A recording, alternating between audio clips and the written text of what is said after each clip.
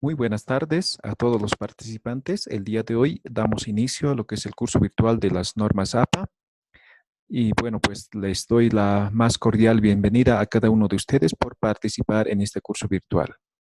Mi nombre es Román eh, y voy a ser su tutor virtual durante estos días del aprendizaje de lo que son las normas APA. A continuación vamos a ver lo que son las normas APA, las generalidades, básicamente para introducirnos en profundidad a lo que serían las normas APA.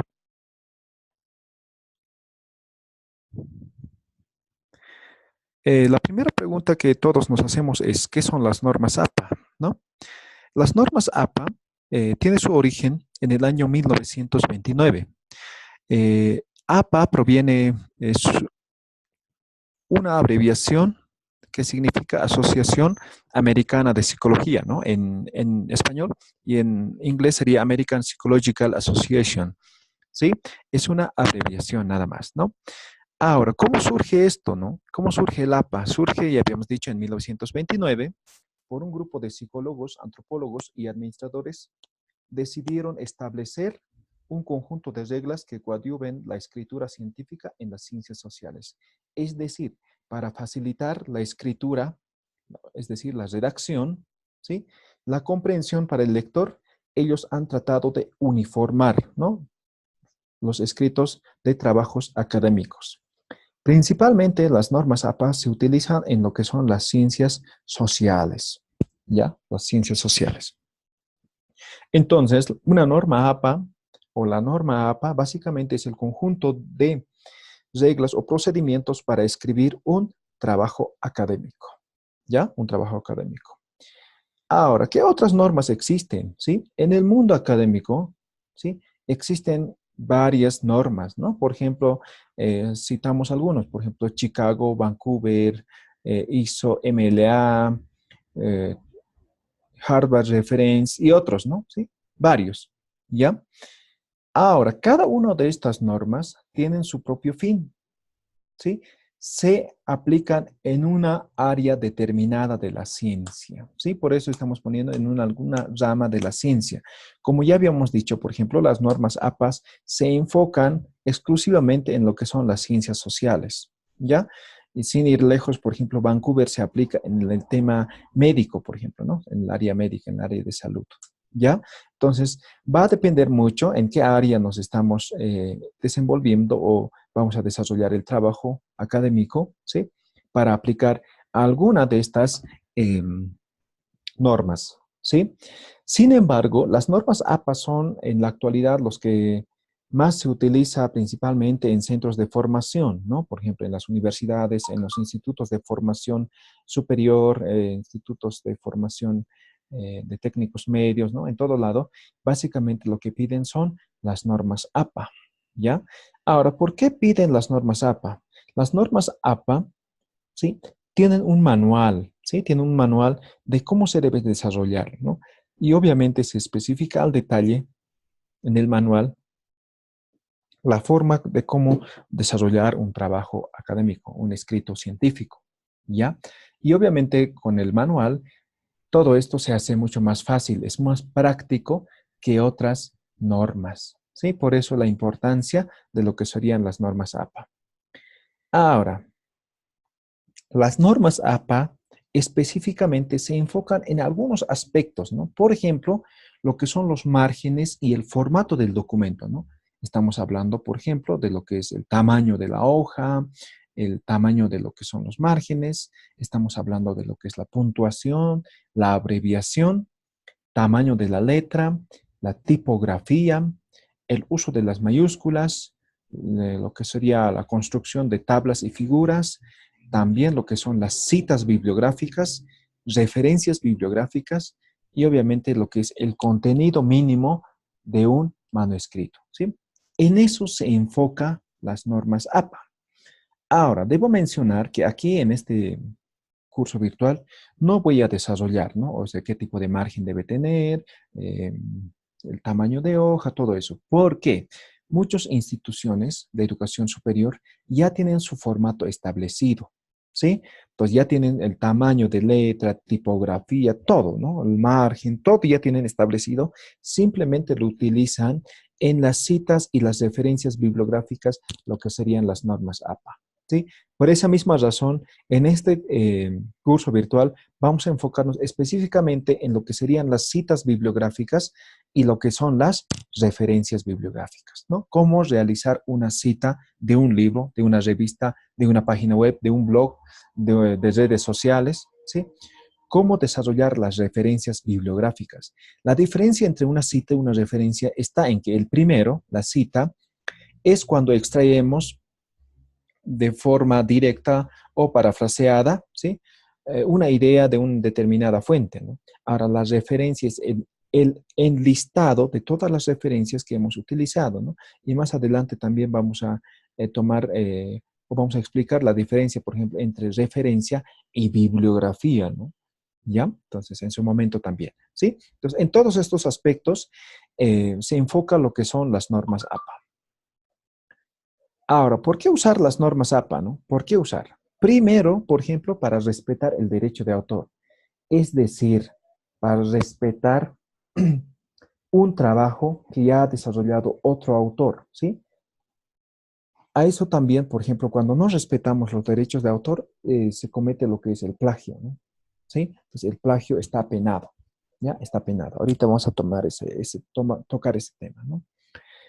No cometer plagio de ideas, ¿no? Entonces, si copio de otra fuente, ya sea de un fuente X, un libro, digamos, yo copio textualmente a mi trabajo, lo que estoy haciendo es cometiendo el plagio, ¿ya? Entonces, para no cometer el plagio, vamos a utilizar las normas APA, ¿no? Básicamente lo que son las citas bibliográficas. No asumir la responsabilidad de errores de otros autores. Por ejemplo, si hablamos, si copiamos, digamos, de una fuente X un determinado dato, ¿sí? Entonces, si no referenciamos, si no citamos al autor, en todo caso, ¿sí? Entonces, el error vamos a tener que asumir nosotros, ¿no? Les pongo como ejemplo, ¿no? Digamos, encuentro en un libro de historia que Cristóbal Colón llegó a América en el año 1494, ¿ya? ¿Sí? Entonces yo copio, ¿no? 1494, ¿de acuerdo? Entonces, digamos, es una tesis de historia, ¿de acuerdo? Entonces, el tribunal me va a refutar, ¿verdad? ¿Sí? Entonces me va a decir, Cristóbal Colón primero no llegó en 1492, o 94, sino llegó en 1492, ¿no? Entonces, para, eh, para no asumir ese tipo de errores de otros autores, lo que yo pongo es la fuente, ¿no? Entonces, yo pongo Escalante 2014, digamos, ¿no? Página 10, digamos, ¿no? Entonces, si me dice que el error está mal, entonces yo digo simplemente que esa fuente, que esa información lo he obtenido de esta fuente, ¿no? Entonces, el error no es mío, ¿sí? Tal vez el error no, ha sido que no he verificado otras fuentes también, pero básicamente lo que he extraído no es mi error, ¿no? Sino es del otro autor, ¿no? Tal vez un ejemplo medio que no se da mucho, pero más o menos es así, ¿no? Entonces, para no asumir responsabilidad de errores de otros autores, lo que voy a utilizar son las citas bibliográficas, ¿ya? Por otra parte, para unificar el estilo en documentos académicos, por ejemplo, si no se uniforma un documento escrito, ¿sí? Entonces, al final va a ser, como decimos vulgarmente, va a ser todo un carnaval, ¿no? Cada quien va a presentar según como pueda, ¿no? Por eso es que las instituciones, ¿no?, de educación superior, siempre pongo énfasis en eso, por ejemplo, las universidades, tienen su formato de presentación de trabajos académicos, ya sea tesis o proyectos, ¿no?, en el cual establecen lo que decía, los márgenes, tipografía, tamaño de hojas, tamaño de eh, la cantidad de páginas, todo eso, ¿no? Entonces, ya establece de tal forma que no pueda, de tal forma que se pueda uniformar, ¿ya? Entonces, las normas APA te permiten uniformar los trabajos académicos. Muchas veces van a haber instituciones internacionales, por ejemplo, donde se presentan trabajos académicos, ya sea revistas científicas, por ejemplo, te piden, ¿no? Escrito en formato APA, ¿no? Entonces, siempre te piden para uniformar, ¿no? O te ponen en formato Vancouver, ¿no? Entonces, te ponen, ¿sí? La norma, ¿sí? En el cual tú tienes que basarte, ¿ya? Entonces, básicamente nos permite uniformar, ¿ya? Por otro lado, nos permite integrar adecuadamente los elementos resaltantes de los escritos científicos, ¿no? Lo que ya habíamos tocado básicamente, ¿no? Entonces, básicamente, si escribimos en las normas APA, en base a las normas APA, básicamente vamos a resaltar lo que es un escrito científico y no va a ser simplemente un escrito empírico, ¿ya? Entonces, por eso se utilizan las normas APA. Ahora, en las normas APA, habíamos dicho, uno de los enfoques es precisamente evitar el plagio de ideas de otros autores, ¿no? Ahora, ¿qué es un plagio, no? Para empezar, el plagio es cuando utilizamos o copiamos, imitamos o extraemos algún texto de un escrito o no, de forma parcial o totalmente, ¿sí? Y estas pertenecen a otra persona, ¿sí?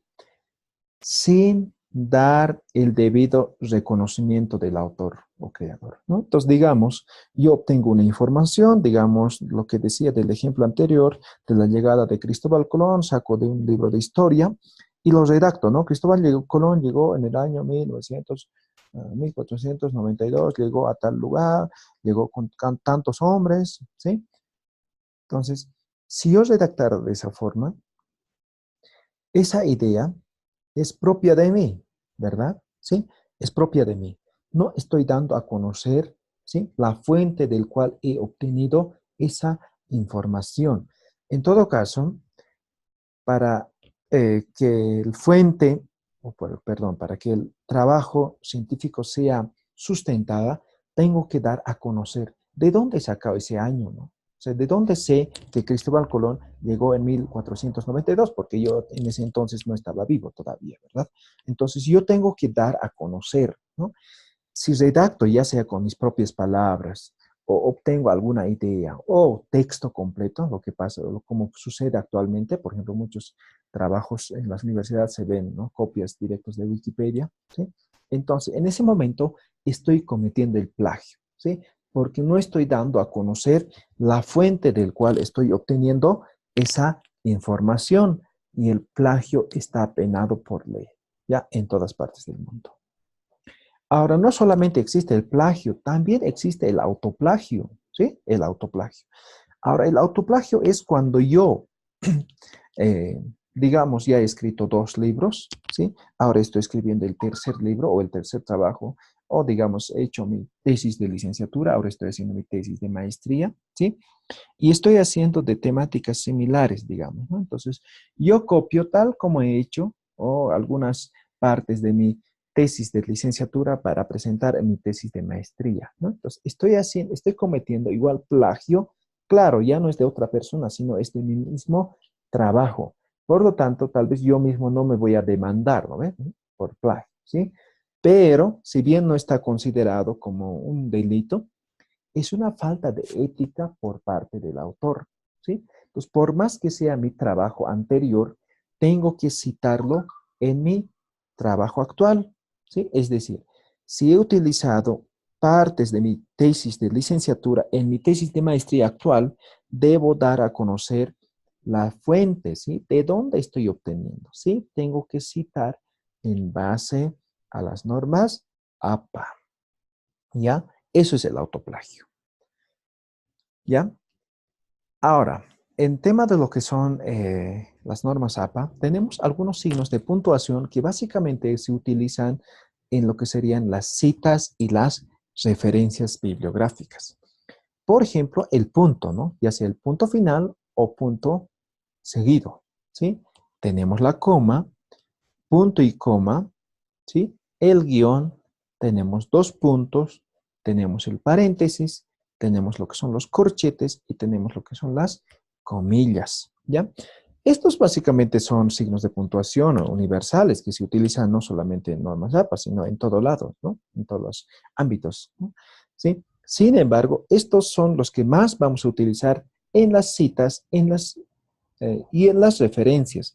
Por ejemplo, cuando utilizo las comillas, ¿sí? son para las citas textuales, ¿no? Que más adelante vamos a ver. Ahorita todavía tal vez que es textual, ¿no? Me estarán preguntando, ¿sí? Entonces, las comillas, por ejemplo, vamos a utilizar en las citas textuales. Los corchetes, por ejemplo, vamos a utilizar cuando se argumenta, ¿sí? Cuando se argumenta en las citas, ya sean textuales, o en todo caso van a ser textuales, ¿no? Y los paréntesis vamos a utilizar, por ejemplo, en las citas textuales cuando hay omisión de ciertas palabras, ¿de acuerdo? Entonces, en ese caso, ¿no? Y el resto, obviamente, vamos a utilizar en diferentes eh, partes, ¿sí? De lo que son las citas, ¿ya? Entonces, estos son los signos de puntuación que vamos a utilizar, ¿ya? Así también tenemos lo que son las abreviaturas, ¿no? Las abreviaturas, ¿no? Las abreviaturas también son universales, pero que estas en especial vamos a utilizar, por ejemplo, en las citas, en lo que son y en lo que son las referencias bibliográficas, ¿no? Por ejemplo, cuando decimos edición, cuando estamos edición revisada, segunda edición, editor, traductor, cuando decimos sin fecha, ¿no? Decimos sin fecha cuando el libro o la fuente que vamos a consultar no tiene año, ¿sí? O página o páginas, volumen, volúmenes, número, parte, informe, suplemento, ¿sí? Entonces, estas son las abreviaturas que vamos a utilizar en las normas APA, ¿ya? Básicamente en lo que son las citas y las referencias bibliográficas, ¿ya? Entonces, esto es una pequeña introducción, ¿sí? De lo que sería las normas APA, ¿ya? Y el día de mañana ya vamos a entrar en detalle en lo que son las citas, ¿no? En las citas, ¿no? Y obviamente en la plataforma virtual se encuentra ya el contenido básico de lo que vamos a ver durante el desarrollo de este curso virtual. Entonces, cualquier consulta, duda, les espero en el foro de consultas, ¿sí? Para absolver todo eso, ¿sí? Un placer nuevamente, me despido a ustedes hasta el día de mañana.